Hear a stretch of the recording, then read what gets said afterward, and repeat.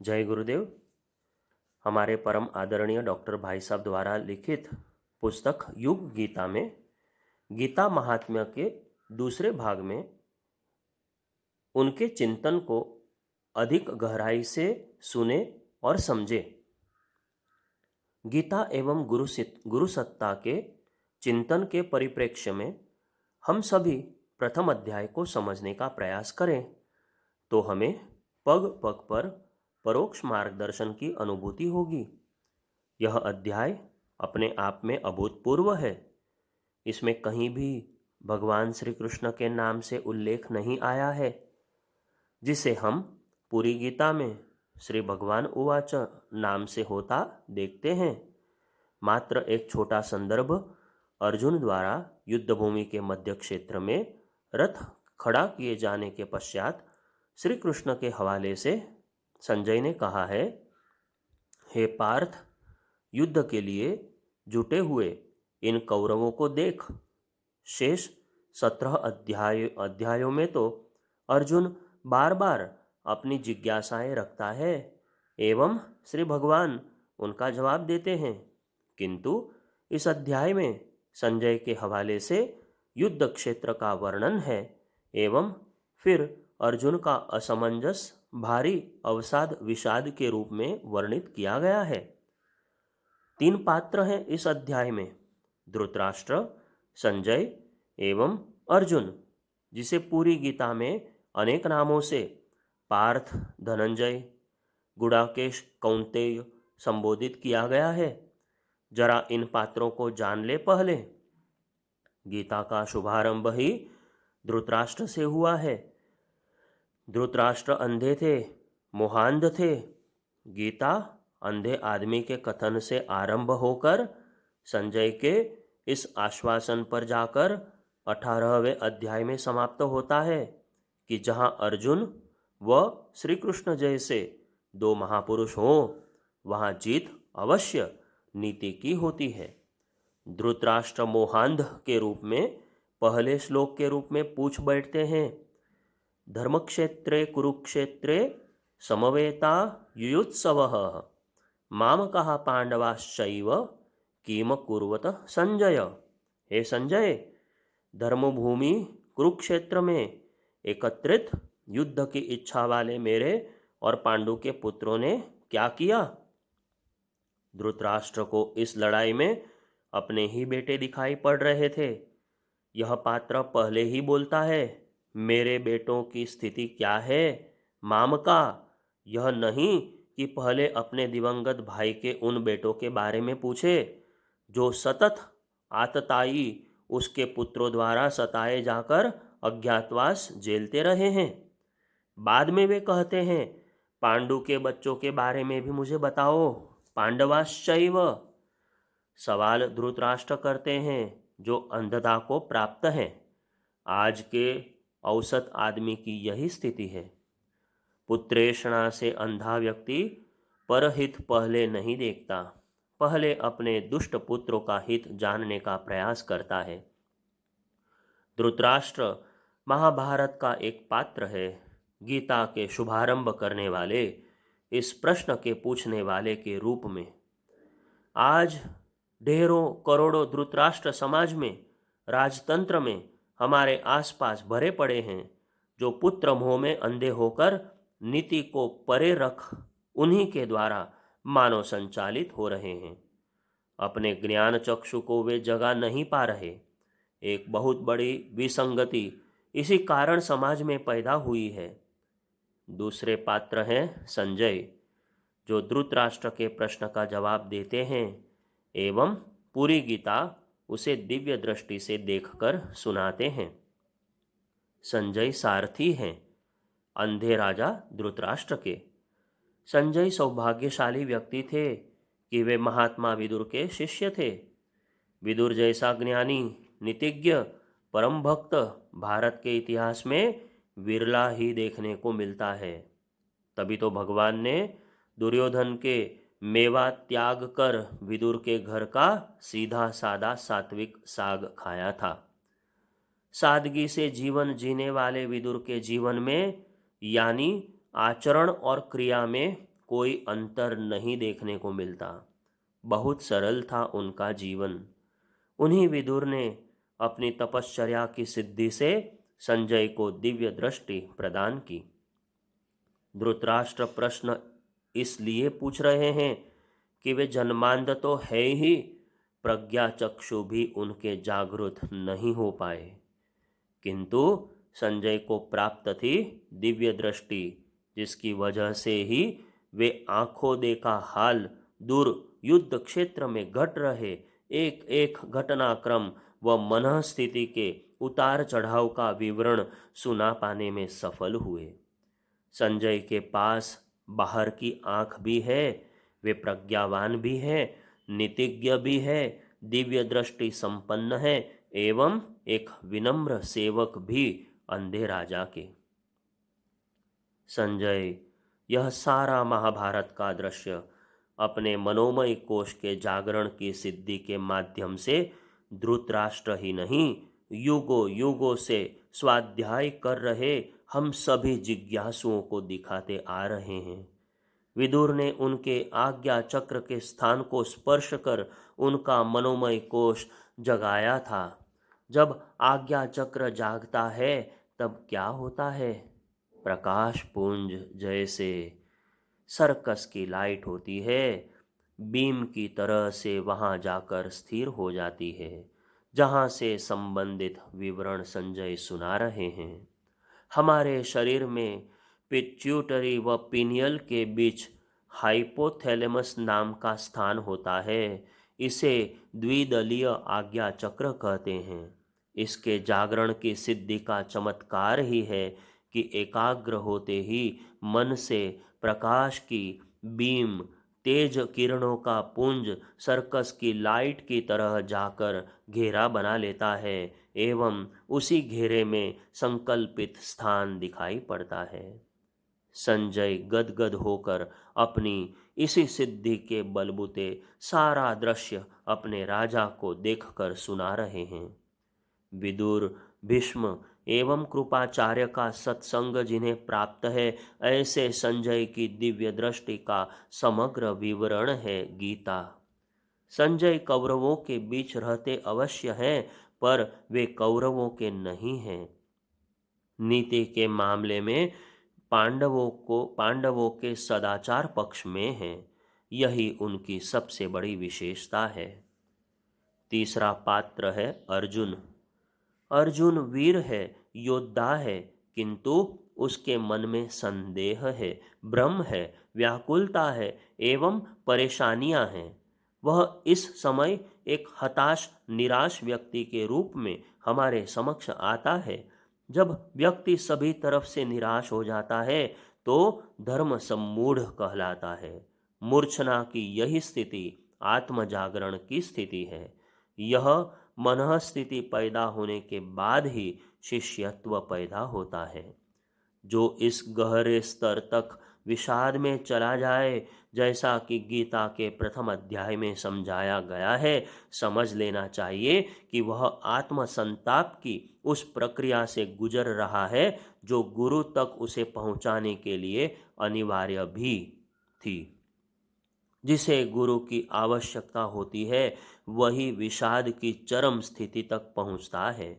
जिसे गुरु नहीं चाहिए, न वह ढूंढने की इच्छा रखता है और न ही गुरु को पहचान पाता है, वह बड़ा दुर्भाग्यशाली है। वह जीवन भर प्रवचन देता है, तर्क देता है, नीति की बात करता है, पर कभी अपने ऊपर लागू नहीं करता। अपने ही तर्कों से अपनी जिज्ञासा मिटाकर आत्मिक प्रगति का पथ अवरुद्ध कर देता है। युधिष्ठिर धर्मराज कहलाते थे, नीति की बात करते थे, दुनिया भर की बातों की व्याख्या कर देते थे, किंतु वे कभी शिष्य नहीं बन पाए, एक उपदेशक धर्मराज ही बने रहे।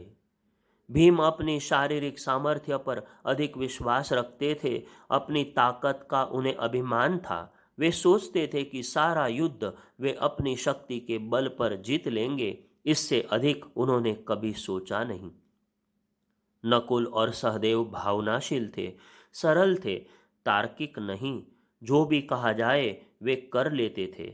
इन सभी महाभारत के पात्रों को श्रीमद् भागवत गीता के परिप्रेक्ष्य में समझने का प्रयास हमें करना चाहिए। हमें जानना चाहिए कि गुरु का भाव मन में कैसे पैदा किया जाता है। गुरु की आवश्यकता पड़ती है। विषाद की, असमंजस की, धर्म सम्मूढ़ता की चरम पराकाष्ठा की स्थिति में पहला अध्याय इसी तथ्य को समझने के लिए बड़ा महत्वपूर्ण है। यहाँ अर्जुन के मन में श्री कृष्ण के प्रति मित्र का भाव है, सखा का भाव है, सच्ची आत्मीयता है, पर गुरु का, भगवान का भाव नहीं है। उसी को पैदा करने के लिए भगवान ने उसके मन में संबंधियों, रिश्तेदारों के बीच युद्ध में खड़ा करके विषाद की चरम स्थिति पैदा की है।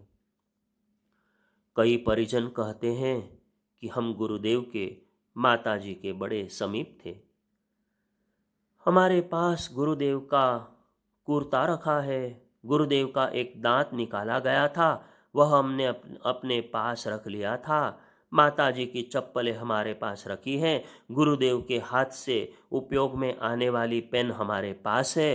हो सकता है उनके पास श्रद्धावश ये सब चीज़ें हों, परंतु गुरुदेव जैसी अवतारी सत्ता के भगवत स्वरूप को जो नहीं समझ पाया, अपने अंतर जगत में विषाद पैदा नहीं कर पाया, उसके मन में सच्चा शिष्यत्व कभी जागा नहीं। वह तो कहने भर को उन्हें परम पूज्य गुरुदेव कहता उनकी दुहाई दे लेता है। गुरु जब शिष्य के अंतःकरण में विराजमान होता है तो चरम विषाद की स्थिति लाकर उसके मोह को तोड़ता है, उसके जीवन में सच्चा वैराग्य पैदा कर उसके सूत्र ब्राह्मी चेतना से जोड़ता है। इस अध्याय में अर्जुन का विषाद यही बताता है कि गुरु को पाने के लिए भयंकर मानसिक आकुलता की प्रक्रिया से गुजरना पड़ता है। गुरु संबंधी हो सकता है, मित्र हो सकता है, एक ठग के लिए आड़े समय में काम आने वाला साधन सिद्धि संपन्न हो सकता है, किंतु गुरु कब किस सच्चे शिष्य के लिए सच्चा गुरु बनता है, यह जानना हो तो हमें पहला अध्याय मन लगाकर पढ़ना एवं आत्मसात करना चाहिए। भगवान और भक्त का रिश्ता बहुत ही उच्च कोटि का है। भक्त भगवान को डांट लगाता रहता है एवं भगवान अपने सच्चे भक्त की हर बात मानने को तैयार खड़ा रहता है, चाहे वे नामदेव हो, चाहे कबीर, चाहे ग्राहक के मुंह में फंसे गजराज हो अथवा द्रौपदी हो। आप जानते हैं ना संत नामदेव की कथा को। संत नामदेव ने भगवान को डांट लगाई कि हम आपके आंगन में आपकी मूर्ति के सामने खड़े कीर्तन कर रहे हैं एवं ये ब्राह्मण पंडितगण हमें बाहर निकलने को कहते हैं, आप इन्हें कुछ कहते क्यों नहीं?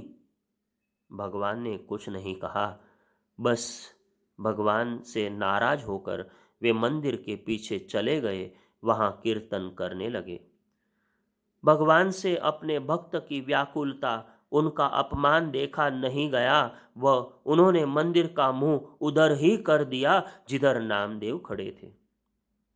पंढरपुर में सारे मंदिर पूरब की ओर मुंह किए विनिर्मित हैं, किंतु एक यही मंदिर है जो पश्चिमोन्मुख है एवं भक्त की कीर्ति गाथा आज तक कहता है। भगवान भक्त के रिश्ते अलग हैं, गुरु शिष्य के रिश्ते अलग। गुरु दुनिया की तरह धुनता है, उसे काबिल बनाता है। ये हाड़ मांस के रिश्ते भावनाओं के रिश्तों से अलग है। गुरु कैसे शिष्यत्व का जागरण करता है, इसका सबसे बढ़िया उदाहरण है श्रीमद् भगवद गीता का पहला, दूसरा, 11वां, 17वां व 18वां अध्याय। वैसे तो पूरी गीता ही सच्चे शिष्य के जागरण हेतु एक समग्र पाठ्य पुस्तक है। कृष्ण अर्जुन के सबसे समीप थे, पुराने संबंधी भी थे। द्रौपदी की शादी में भी अर्जुन व कृष्ण साथ थे एवं श्री कृष्ण की बहन सुभद्रा की शादी तो अर्जुन से ही हुई थी। कुंती श्री कृष्ण की बुआ होने के नाते ममेरे फुफेरे भाई भी थे एवं साले साले बहनोई भी थे। अज्ञातवास में भी साथ रहे, कई युद्ध साथ साथ लड़े, पर भाव वही रहा, सखा मित्र भाई का। गुरु भाव अभी तक पैदा नहीं हुआ, जिसे गीता काव्य के रचयिता महर्षि व्यास ने अर्जुन के मन में विषाद पैदा करके जगाने का प्रयास किया है। अर्जुन श्री कृष्ण के योगेश्वर स्वरूप से परिचित अवश्य हैं, किंतु वे इस सीमा तक धर्ममूढ़ किंग कर्तव्य मूढ़ है कि अपने सगे संबंधियों को सामने देख भारी अवसाद की स्थिति में होने से एक महागुरु योगीराज श्री कृष्ण को पहचान नहीं सके। प्रायः ऐसी ही स्थिति हम प्रज्ञा परिजनों की भी रही है। हम भी अपने आराध्य गुरुदेव को जानते हैं, किंतु मानते नहीं। उनके मनोकामना पूरी करने वाले हमारे अनन्य, हमारे अभिभावक आदि रूपों में ढेरों स्मृतियां हमारे मस्तक पटल पर हैं, किंतु हम यह स्वीकार करने को तैयार ही नहीं है कि ये ही योगेश्वर है, प्रज्ञावतार की सत्ता है, महादेव शिव है। उस परब्रह्म की सत्ता के प्रतिनिधि हैं, जिन्हें गोविंद से भी बढ़कर सम्मान शास्त्रों ने दिया है। अर्जुन व हमारी स्थिति भिन्न नहीं है। हम भी यदि विषाद अवसाद की चरम अवस्था में पहुँचे, कृष्ण द्वैपायन व्यास ने श्रीमद् भगवद गीता में बड़ी सुंदरता से वर्णित किया है, तो वे ही सद्गुरु हमारे गुरुदेव पंडित श्री राम शर्मा आचार्य में से प्रकट होकर हमारे सम्मुख आ खड़े होंगे। हमें अपने गुरु को शरणागति भाव के साथ परब्रह्म के स्तर पर ही समझना होगा, क्योंकि गुरु के रूप में यही भाव शिष्य के अंदर के सारे रसायन शास्त्र को, स्नायु संरचनाओं को, अंदर के रोम रोम को बदलने की सामर्थ्य रखता है। अर्जुन के रूप में हम सभी शिष्य यदि चाहते हैं कि गुरु सत्ता हमारे अंदर भी वही भाव पैदा करें, तो विषाद की चरम अवस्था पर जाकर सब कुछ गुरु को सौंपना होगा, अपनी इच्छा मिटानी होगी। प्रथम अध्याय की यह विशेषता है कि अर्जुन ही बोलता है एवं अर्जुन ही जवाब देता है। कृष्ण को तो मौका इस अध्याय में मिला ही नहीं। खुद ही प्रश्न, खुद ही उत्तर, अच्छे अच्छे तर्क अर्जुन प्रस्तुत कर रहा है।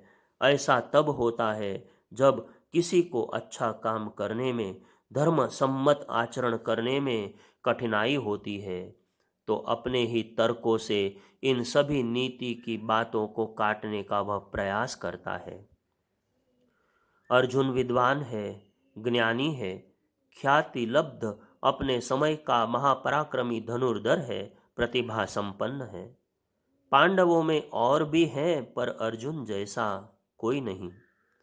आज के समाज में यदि कोई युग नेतृत्व संभालने की योग्यता रखता है, तो वह मात्र अर्जुन स्तर का व्यक्ति ही हो सकता है, नकुल, सहदेव या भीम स्तर का नहीं। अर्जुन वस्तुतः सारी मनुष्यता का रिप्रेजेंटेशन है, सारे शिष्य समुदाय का प्रतिनिधि है, प्रतीक है अर्जुन।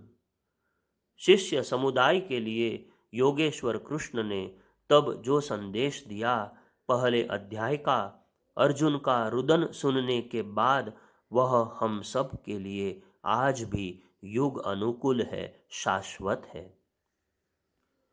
गीता में प्रारंभ में ही बड़ी विलक्षण स्थिति देखने को मिलती है। अर्जुन व धृतराष्ट्र दोनों में पीढ़ी का अंतर है, दोनों ही मोहग्रस्त है। शोक व मोह की स्थिति में कोई निर्णय नहीं ले पाता। अर्जुन भी युद्ध भूमि में खड़ा रिश्तेदारों को देख रहा है और धृतराष्ट्र भी संजय की दिव्य दृष्टि के माध्यम से रिश्तेदारों को ही देख रहे हैं। फिर भी दोनों के मोह में अंतर है।